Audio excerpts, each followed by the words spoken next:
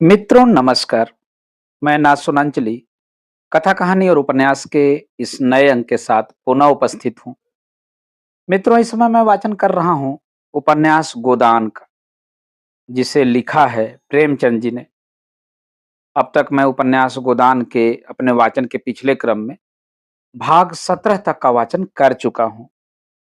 आज लीजिए सुनिए उपन्यास गोदान के भाग 18 का वाचन मेरे अर्थात नाथ सोनांचली के स्वर में। खन्ना और गोविंदी में नहीं पड़ती। क्यों नहीं पड़ती, यह बताना कठिन है। ज्योतिष के हिसाब से उनके ग्रहों में कोई विरोध है। हालांकि विवाह के समय ग्रह और नक्षत्र खूब मिला लिए गए थे। काम शास्त्र के हिसाब से इस अनबन का और कोई रहस्य हो सकता है, और मनोविज्ञान वाले कुछ और ही कारण खोज सकते हैं। हम तो इतना ही जानते हैं कि उनमें नहीं पड़ती। खन्ना धनवान हैं, रसिक हैं, मिलनसार हैं, रूपवान हैं, अच्छे खासे पढ़े लिखे हैं और नगर के विशिष्ट पुरुषों में है। गोविंदी अप्सरा न हो, पर रूपवती अवश्य है। गेहुआ रंग, लज्जाशील आंखें जो कई बार सामने उठकर फिर झुक जाती हैं। कपोलों पर लाली न हो, पर चिकनापन है। गात कोमल, यंग विन्यास सुडौल, गोल बाहें, मुंह पर एक प्रकार की अरुचि जिसमें कुछ गर्व की झलक भी है। मानो संसार के व्यवहार और व्यापार को हे समझती है। खन्ना के पास विलास के ऊपरी साधनों की कमी नहीं। अव्वल दर्जे का बंगला है, अव्वल दर्जे का फर्नीचर, अव्वल दर्जे की कार और अपार धन। पर गोविंदी की दृष्टि में जैसे इन चीजों का कोई मूल्य नहीं। इस खारे सागर में वह प्यासी पड़ी रहती है। बच्चों का लालन पालन और गृहस्थी के छोटे मोटे काम ही उसके लिए सब कुछ है। वह इनमें इतनी व्यस्त रहती है कि भोग की ओर उसका ध्यान नहीं जाता। आकर्षण क्या वस्तु है और कैसे उत्पन्न हो सकती है, इसकी ओर उसने कभी विचार ही नहीं किया। वह पुरुष का खिलौना नहीं है, न उसके भोग की वस्तु। फिर क्यों आकर्षक बनने की चेष्टा करे।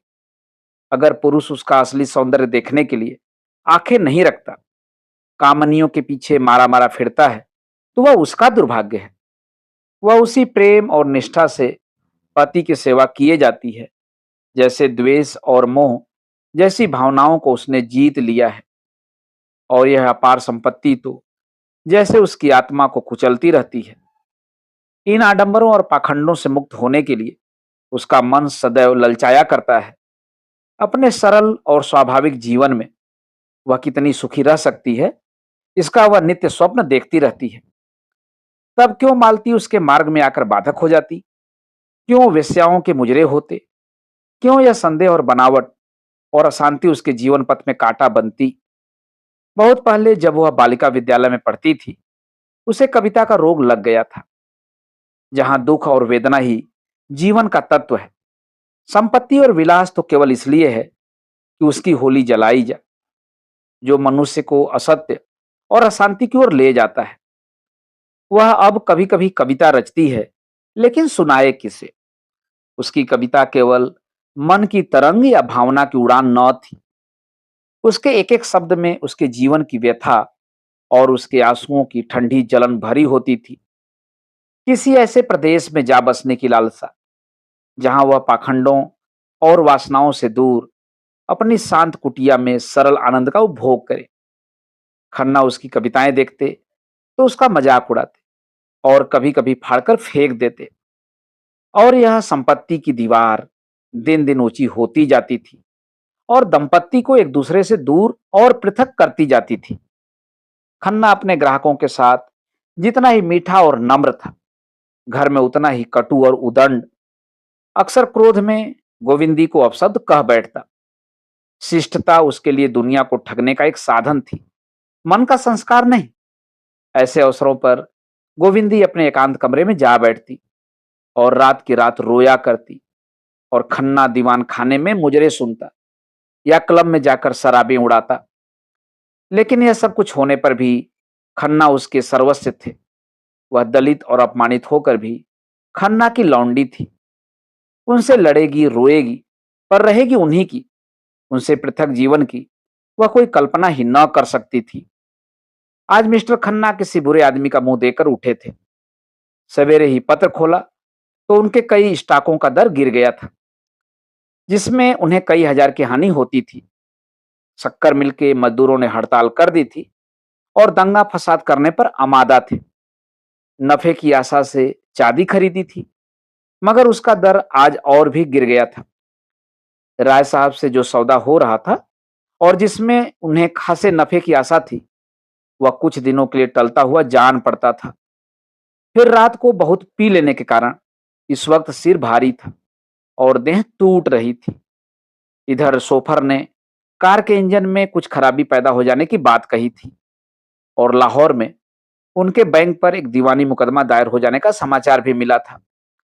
बैठे मन में झुंझला रहे थे कि उसी वक्त गोविंदी ने आकर कहा, भीष्म का ज्वर आज भी नहीं उतरा, किसी डॉक्टर को बुला दो। भीष्म उनका सबसे छोटा पुत्र था और जन्म से ही दुर्बल होने के कारण उसे रोज एक न एक शिकायत बनी रहती थी।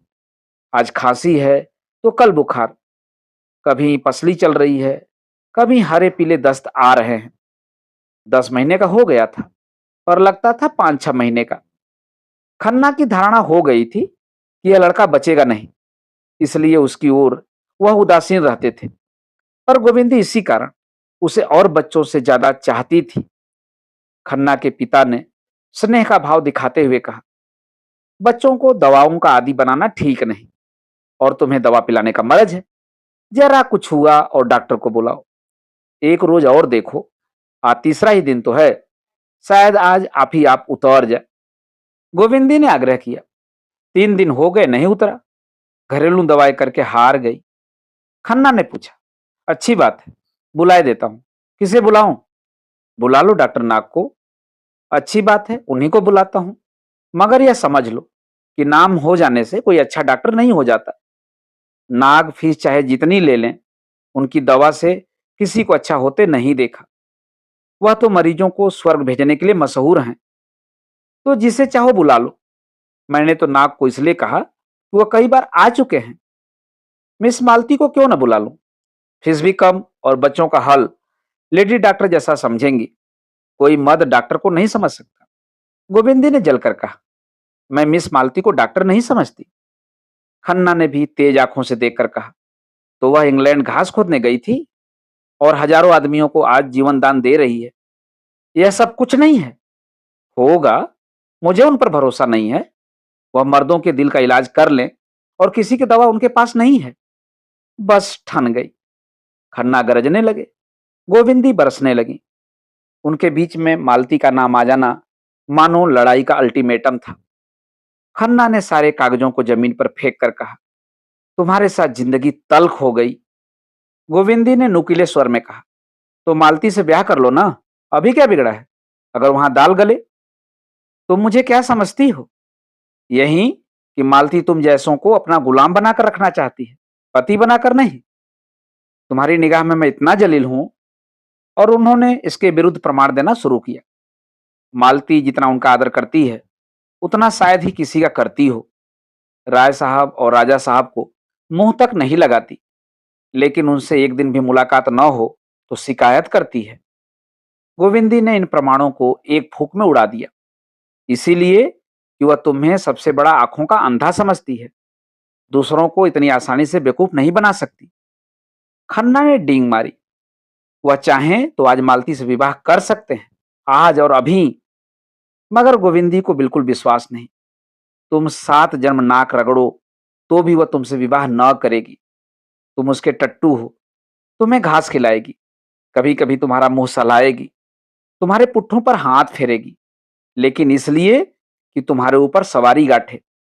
तुम्हारे जैसे 1000 बुद्धू उसकी जेब में है। गोविंदी आज बहुत बढ़ी जाती है। मालूम होता है आज वह उनसे लड़ने को तैयार होकर आई है। डॉक्टर के बुलाने का तो केवल बहाना था। खन्ना अपने योग्यता और दक्षता और पुरुषत्व पर इतना बड़ा आक्षेप कैसे सह सकते थे? तुम्हारे ख्याल में मैं बुद्धू और मूर्ख हूं? तो ये हजारों क्यों मेरे द्वार पर नाक रगड़ते हैं? कौन राजा या तालुकेदार है जो मुझे दंडवत नहीं करता? सैकड़ों को उल्लू बनाकर छोड़ दिया। यही तो मालती की विशेषता है कि जो औरों को सीधे उस्तरे से मुड़ता है, उसे वह उल्टे छुरे से मुड़ती है। तुम मालती की चाहे जितनी बुराई करो, तुम उसकी पाँव की धूल भी नहीं हो। मेरी दृष्टि में वह वेश्याओं से भी गई बीती है, क्योंकि वह पर्दे की आड़ से शिकार करती है। दोनों ने अपने-अपने अग्नि बाण छोड़ दिए।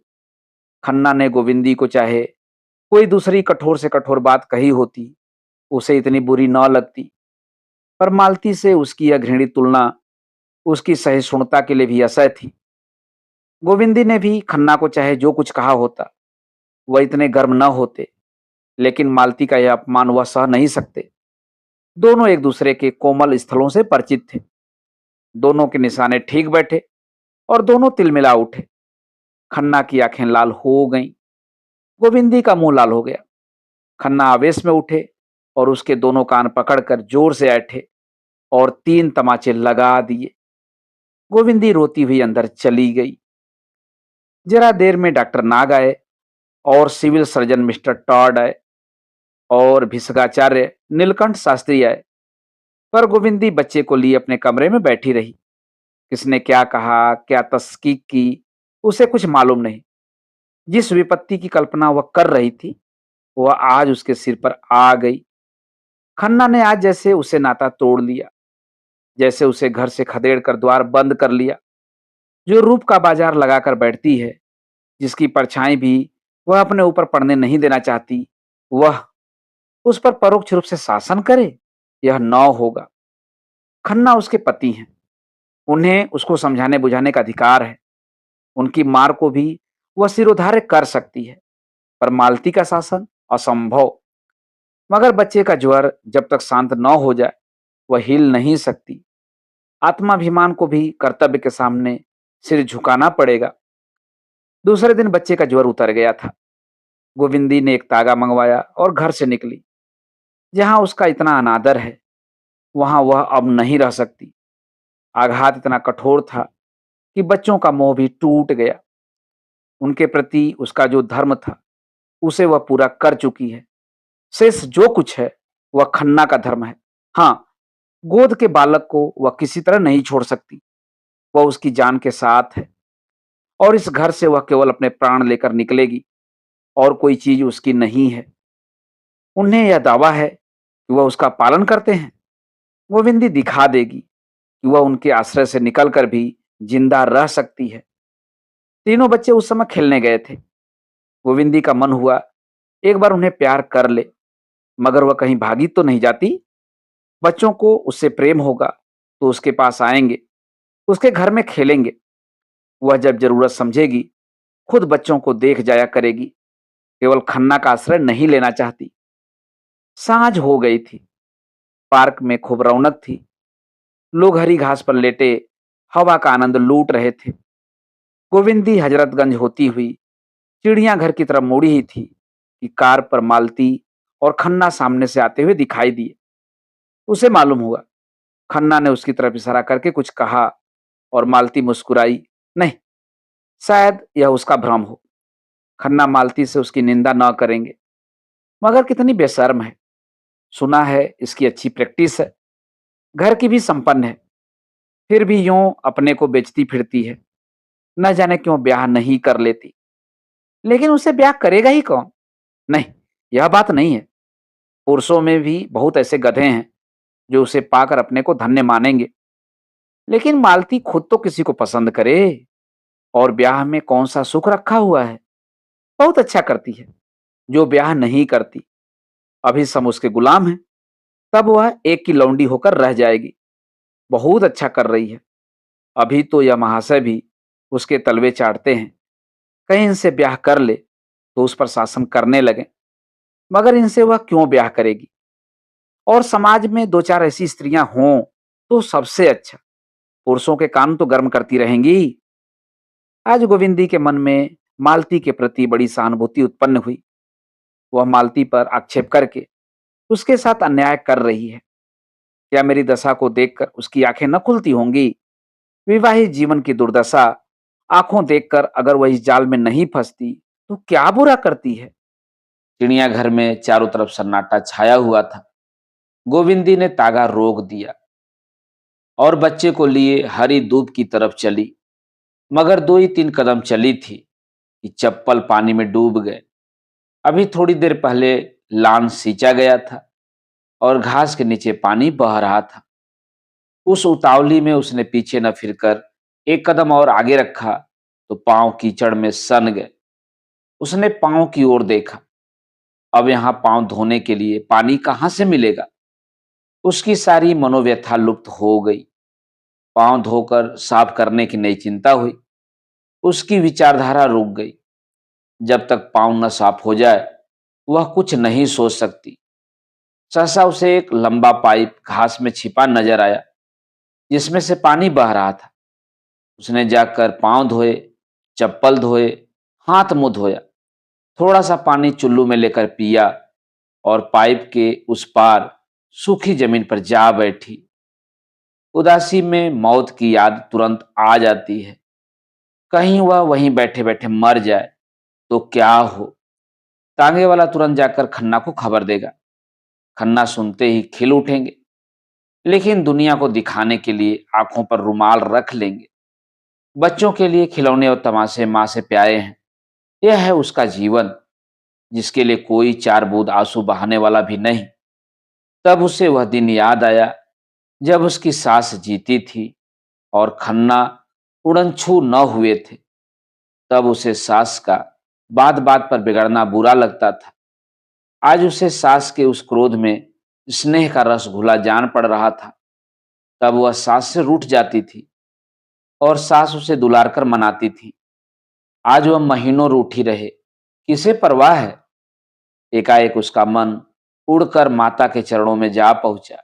हाय, आज अम्मा होती तो क्यों उसकी यह दुर्दशा होती। उसके पास और कुछ न था। स्नेह भरी गोद तो थी ही, प्रेम भरा आंचल तो था ही, जिसमें मुंह डालकर वह रो लेती। लेकिन नहीं, वह रोएगी नहीं। उस देवी को स्वर्ग में दुखी न बनाएगी। मेरे लिए वह जो कुछ ज्यादा से ज्यादा कर सकती थी वह कर गई। मेरे कर्मों की साथिन होना तो उनके बस की बात न थी। और वह क्यों रोए? वह अब किसी के अधीन नहीं है। वह अपने गुजर भर को कमा सकती है। वह कल ही गांधी आश्रम से चीजें लेकर बेचना शुरू कर देगी। शर्म किस बात की? यही तो होगा, लोग उंगली दिखाकर कहेंगे वह जा रही है खन्ना की बीवी। लेकिन इस शहर में रहूं क्यों? किसी दूसरे शहर में क्यों न चली जाऊं, जहां मुझे कोई जानता ही ना हो। 10-20 रुपए कमा लेना ऐसा क्या मुश्किल है? अपने पसीने की कमाई तो खाऊंगी, फिर तो कोई मुझ पर रोब न जमाएगा। यह महाशय इसीलिए तो इतना मिजाज करते हैं कि वह मेरा पालन करते हैं। मैं अब खुद अपना पालन करूंगी। सहसा उसने मेहता को अपनी तरफ आते देखा। उसे उलझन हुई। इस वक्त वह संपूर्ण एकांत चाहती थी। किसी से बोलने की इच्छा न थी। मगर यहां भी एक महाशय आ ही गए। उस पर बच्चा भी रोने लगा था। मेहता ने समीप आकर विस्मय के साथ पूछा, आप इस वक्त यहां कैसे आ गईं? गोविंदी ने बालक को चुप कराते हुए कहा, उसी तरह जैसे आप आ गए। मेहता ने मुस्कुराकर कहा, मेरी बात न चलाइए। धोबी का कुत्ता, न घर का न घाट का। लाइए मैं बच्चे को चुप करा दूं। आपने यह कला कब सीखी? अभ्यास करना चाहता हूं, इसकी परीक्षा जो होगी। अच्छा, परीक्षा के दिन करीब आ गए। यह तो मेरी तैयारी पर है। जब तैयार हो जाऊंगा बैठ जाऊंगा। छोटी छोटी उपाधियों के लिए हम पढ़ पढ़ कर आंखें फोड़ लिया करते हैं। यह तो जीवन व्यापार की परीक्षा है। अच्छी बात है, मैं भी देखूंगी कि आप किस ग्रेड में पास होते हैं। यह कहते हुए उसने बच्चे को उनकी गोद में दे दिया। उन्होंने बच्चे को कई बार उछाला तो वह चुप हो गया। बालकों की तरह डिंग मारकर बोले, देखा आपने कैसे मंत्र के जोर से चुप कर दिया। अब मैं भी कहीं से बच्चा लाऊंगा। गोविंदी ने विनोद किया, बच्चा ही लाइएगा या उसकी मां भी? मेहता ने विनोद भरी निराशा से सर हिलाकर कहा, ऐसी औरत तो कहीं मिलती ही नहीं। क्यों, मिस मालती नहीं है? सुंदरी, शिक्षित, गुणवती, मनोहारिणी, और आप क्या चाहते हैं? मिस मालती में वह एक बात भी नहीं है जो मैं अपनी स्त्री में देखना चाहता हूं। गोविंदी ने इस कुत्सा का आनंद लेते हुए कहा, उसमें क्या बुराई है, सुनो तो। भौरे तो हमेशा घिरे रहते हैं। मैंने सुना है आजकल पुरुषों को ऐसी औरतें पसंद आती हैं। मेहता ने बच्चे के हाथों से अपनी मूछों की रक्षा करते हुए कहा, मेरी स्त्री कुछ और ही ढंग की होगी। वो ऐसी होगी जिसकी मैं पूजा कर सकूंगा। गोविंदी अपनी हंसी न रोक सकी। तो आप स्त्री नहीं, कोई प्रतिमा चाहते हैं? स्त्री तो ऐसी शायद आपको कहीं न मिले। जी नहीं, ऐसी एक देवी इस शहर में है। सच, मैं भी उसके दर्शन करती और उसी तरह बनने की चेष्टा करती। आप उसे खूब जानती हैं। वह एक लखपति की पत्नी है, पर विलास को तुच्छ समझती है, जो उपेक्षा और अनादर सहकर भी अपने कर्तव्य से विचलित नहीं होती, जो मातृत्व की वेदी पर अपने को बलिदान करती है, जिसके लिए त्याग ही सबसे बड़ा अधिकार है और जो इस योग्य है कि उसकी प्रतिमा बनाकर पूजी जाए। गोविंदी के हृदय में आनंद का कंपन हुआ। समझकर भी न समझने का अभिनय करती हुई बोली, ऐसी स्त्री की आप तारीफ करते हैं, मगर मेरी समझ में तो वह दया की पात्र है।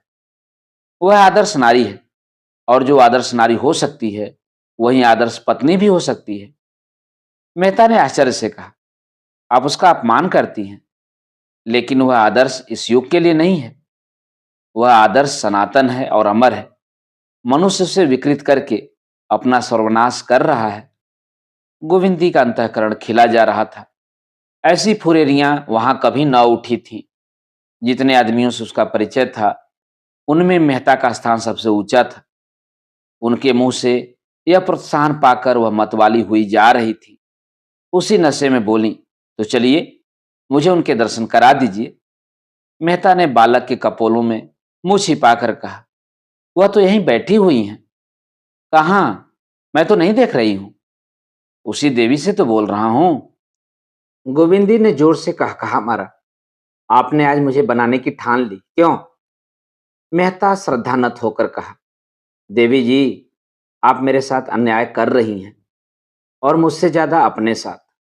संसार में ऐसे बहुत कम प्राणी हैं जिनके प्रति मेरे मन में श्रद्धा हो। उन्हीं में आप एक हैं। आपका धैर्य और त्याग और शील और प्रेम अनुपम है। मैं अपने जीवन में सबसे बड़े सुख की जो कल्पना कर सकता हूँ, वह आप जैसी किसी देवी के चरणों की सेवा है।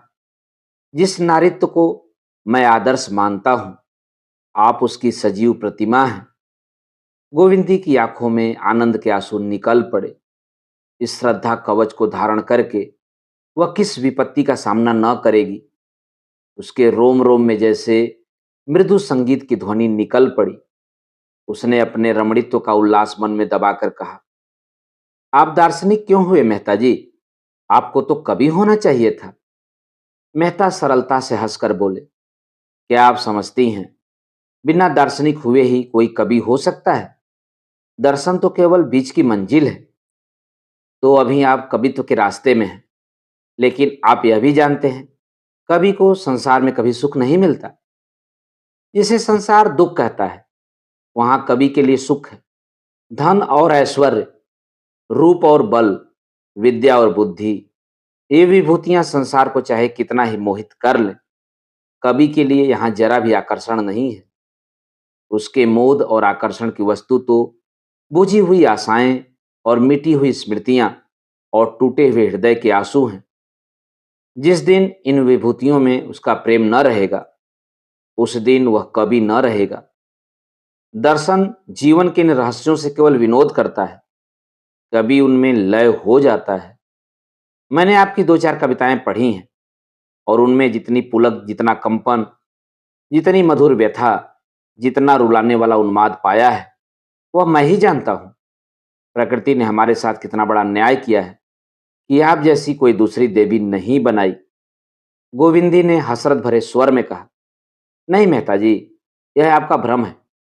ऐसी नारियां यहाँ आपको गली गली में मिलेंगी। मैं तो उन सबसे गई बीती हूँ। जो स्त्री अपने पुरुष को प्रसन्न न रख सके, अपने को उसके मन की न बना सके, वह भी कोई स्त्री है? मैं तो कभी कभी सोचती हूँ कि मालती से यह कला सीखूं। जहां मैं असफल हूं, वहां वह सफल है। मैं अपने को भी अपना नहीं बना सकती, वह दूसरों को भी अपना बना लेती है। क्या यह उसके लिए श्रेय की बात नहीं?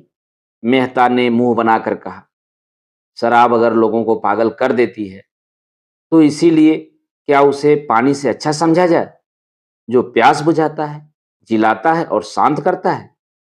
गोविंदी ने विनोद की शरण लेकर कहा, कुछ भी हो, मैं तो यह देखती हूं कि पानी मारा मारा फिरता है और शराब के लिए घर द्वार बिक जाते हैं।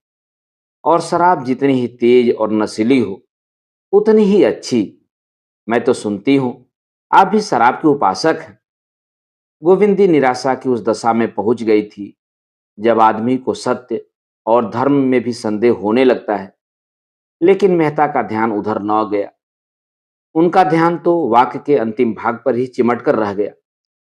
अपने मद सेवन पर उन्हें जितनी लज्जा और क्षोभ आज हुआ, उतना बड़े बड़े उपदेश सुनकर भी न हुआ था। तर्कों का उनके पास जवाब था और मुंह तोड़, लेकिन इस मीठी चुटकी का उन्हें कोई जवाब न सूझा। वह पछताए कि कहां से कहां उन्हें शराब की युक्ति सूझी। उन्होंने खुद मालती की शराब से उपमा दी थी। उनका वार अपने ही सिर पर पड़ा।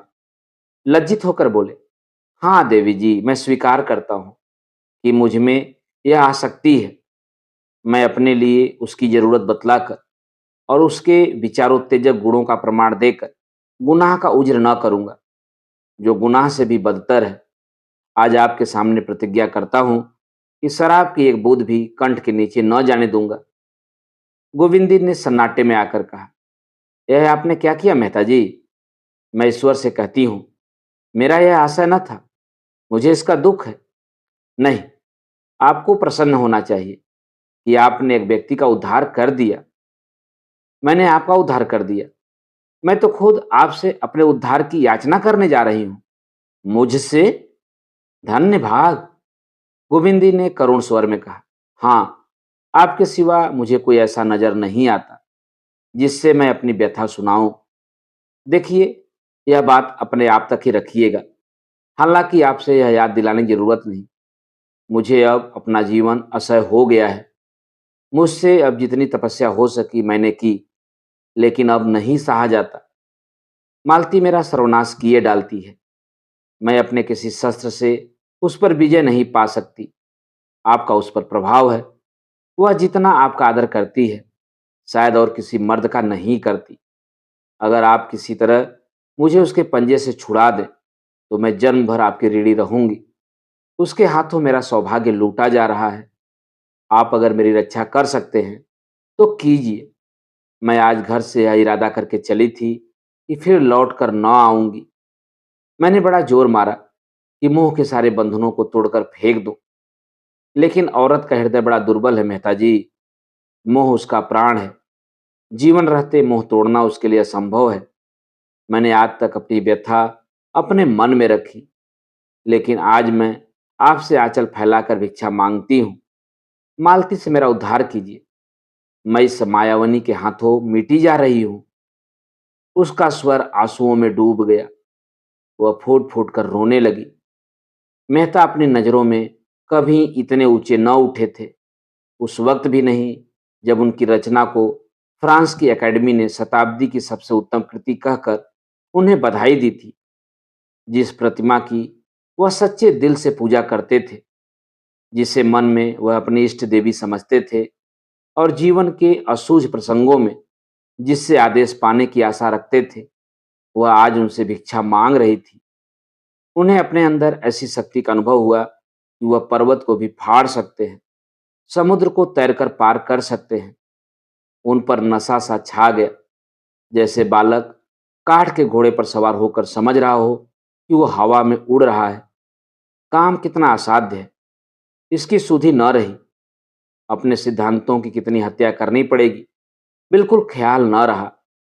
आश्वासन के स्वर में बोले, मुझे न मालूम था कि आप उनसे इतनी दुखी हैं। मेरी बुद्धि का दोष, आंखों का दोष, कल्पना का दोष, और क्या कहूं, वरना आपको इतनी वेदना क्यों सहनी पड़ती? गोविंदी को शंका हुई। बोली, लेकिन सिंघनी से उसका शिकार छीनना आसान नहीं है, यह समझ लीजिए। मेहता ने दृढ़ता से कहा, नारी हृदय धरती के समान है, जिसमें मिठास भी मिल सकती है और कड़वापन भी। उसके अंदर पड़ने वाले बीज में जैसी शक्ति हो, आप पछता रहे होंगे, कहाँ से आज इनसे मुलाकात हो गई। मैं अगर कहूँ कि मुझे आज ही जीवन का वास्तविक आनंद मिला है, तो शायद आपको विश्वास न आए। मैंने आपके सिर पर इतना बड़ा भार रख दिया। मेहता ने श्रद्धा मिश्रित मधुर स्वर में कहा। आप मुझे लज्जित कर रही हैं देवी जी। मैं कह चुका हूं, मैं आपका सेवक हूं। आपके हित में मेरे प्राण भी निकल जाएं, तो मैं अपना सौभाग्य समझूंगा। इसे कवियों का भावावेश न समझिएगा। यह मेरे जीवन का सत्य है। मेरे जीवन का क्या आदर्श है, आपको यह बतला देने का मोह मुझसे नहीं रुक सकता। मैं प्रकृति का पुजारी हूं और मनुष्य को उसके प्राकृतिक रूप में देखना चाहता हूं, जो प्रसन्न होकर हंसता है, दुखी होकर रोता है और क्रोध में आकर मार डालता है, जो दुख और सुख दोनों का दमन करते हैं, जो रोने को कमजोरी और हंसने को हल्कापन समझते हैं। उनसे मेरा कोई मेल नहीं। जीवन मेरे लिए आनंदमय क्रीड़ा है, सरल स्वच्छंद, जहां कुत्सा, ईर्ष्या और जलन के लिए कोई स्थान नहीं। मैं भूत की चिंता नहीं करता, भविष्य की परवाह नहीं करता। मेरे लिए वर्तमान ही सब कुछ है। भविष्य की चिंता हमें कायर बना देती है। भूत का भार हमारी कमर तोड़ देता है। हम में जीवन की शक्ति इतनी कम है कि भूत और भविष्य में फैला देने से वह और भी क्षीण हो जाती है। हम व्यर्थ का भार अपने ऊपर लाद कर रूढ़ियों और विश्वासों और इतिहासों के मलबे के नीचे दबे पड़े हैं, उठने का नाम नहीं लेते। वह सामर्थ्य नहीं रही। जो शक्ति, जो स्फूर्ति मानव धर्म को पूरा करने में लगनी चाहिए थी, सहयोग में, भाईचारे में, वह पुरानी अदावतों का बदला लेने और बाप दादाओं का ऋण चुकाने की भेंट हो जाती है। और जो यह ईश्वर और मोक्ष का चक्कर है, इस पर तो मुझे हंसी आती है। वह मोक्ष और उपासना अहंकार की पराकाष्ठा है, जो हमारी मानवता को नष्ट किए डालती है। जहाँ जीवन है, घृणा है, चहक है, प्रेम है, वही ईश्वर है। और जीवन को सुखी बनाना ही उपासना है और मोक्ष है। ज्ञानी कहता है, होठों पर मुस्कुराहट न आए, आंखों में आंसू न आए। मैं कहता हूं, अगर तुम हंस नहीं सकते और रो नहीं सकते, तो तुम मनुष्य नहीं हो, पत्थर हो। वह ज्ञान जो मानवता को पीस डाले ज्ञान नहीं है, कोल्हू है। मगर क्षमा कीजिए, मैं तो एक पूरा स्पीच ही दे गया। अब देर हो रही है, चलिए मैं आपको पहुंचा दूं। बच्चा भी मेरी गोद में सो गया। गोविंदी ने कहा, मैं तो तांगा लाई हूं, तांगे को यहीं से विदा कर देता हूं। मेहता तांगे के पैसे चुकाकर लौटे तो गोविंदी ने कहा, लेकिन आप मुझे कहाँ ले जाएंगे? मेहता ने चौंक कर पूछा, क्यों? आपके घर पहुंचा दूंगा। वह मेरा घर नहीं है मेहता जी। और क्या मिस्टर खन्ना का घर है? यह भी क्या पूछने की बात है। अब वह मेरा घर नहीं रहा। जहां अपमान और धिक्कार मिले, उसे मैं अपना घर नहीं कह सकती, ना समझ सकती हूँ। मेहता ने दर्द भरे स्वर में, जिसका एक एक अक्षर उनके अंतःकरण से निकल रहा था, कहा, नहीं देवी जी, वह घर आपका है और सदैव रहेगा। उस घर की आपने सृष्टि की है, उसके प्राणियों की सृष्टि की है। और प्राण जैसे देह का संचालन करता है, प्राण निकल जाए तो देह की क्या गति होगी। मातृत्व महान गौरव का पद है देवी जी, और गौरव के पद में कहाँ अपमान और धिक्कार और तिरस्कार नहीं मिला। माता का काम जीवन दान देना है। जिसके हाथों में इतनी अतुल शक्ति है, उसे इसकी क्या परवाह कि कौन उसे उठता है और कौन बिगड़ता है। प्राण के बिना जैसे देह नहीं रह सकती, उसी तरह प्राण के लिए भी देह ही सबसे उपयुक्त स्थान है। मैं आपको धर्म और त्याग का क्या उपदेश दूं? आप तो उसकी सजीव प्रतिमा हैं। मैं तो यही कहूंगा कि, गोविंदी ने अधीर होकर कहा, लेकिन मैं केवल माता तो नहीं हूं, नारी भी तो हूं। मेहता ने 1 मिनट तक मौन रहने के बाद कहा, हाँ हैं, लेकिन मैं समझता हूं कि नारी केवल माता है और इसके उपरांत वह जो कुछ है, वह मातृत्व का उपक्रम मात्र। मातृत्व संसार की सबसे बड़ी साधना, सबसे बड़ी तपस्या, सबसे बड़ा त्याग और सबसे महान विजय है। एक शब्द में उसे लय कहूंगा, जीवन का, व्यक्तित्व का और नारित्व का भी। आप मिस्टर खन्ना के विषय में इतना ही समझ लें कि वह अपने होश में नहीं है। वह जो कुछ कहते हैं या करते हैं, वह उन्माद की दशा में करते हैं। मगर यह उन्माद शांत होने में बहुत दिन न लगेंगे और वह समय बहुत जल्द आएगा जब वह आपको अपने इष्ट देवी समझेंगे। गोविंदी ने इसका कुछ जवाब न दिया, धीरे धीरे कार की ओर चली। मेहता ने बढ़कर कार का द्वार खोल दिया। गोविंदी अंदर जा बैठी। कार चली मगर दोनों मौन थे। गोविंदी जब अपने द्वार पर पहुंचकर कार से उतरी तो बिजली के प्रकाश में मेहता ने देखा उसकी आंखें सजल हैं। बच्चे घर में से निकल आए और अम्मा अम्मा कहते हुए माता से लिपट गए। गोविंदी के मुख पर मातृत्व की उज्जवल गौरवमयी ज्योति चमक उठी।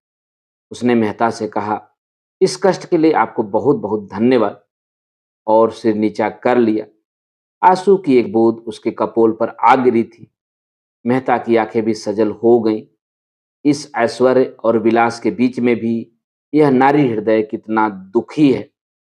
मित्रों, अभी आप सुन रहे थे उपन्यास गोदान के भाग 18 का वाचन मेरे अर्थात नासुरांचली के स्वर में। मित्रों, उपन्यास गोदान के आगे के भागों का वाचन आप मेरे वाचन के अगले क्रम में सुन सकते हैं। तो जुड़े रहिए कथा कहानी और उपन्यास के साथ। धन्यवाद। नमस्कार।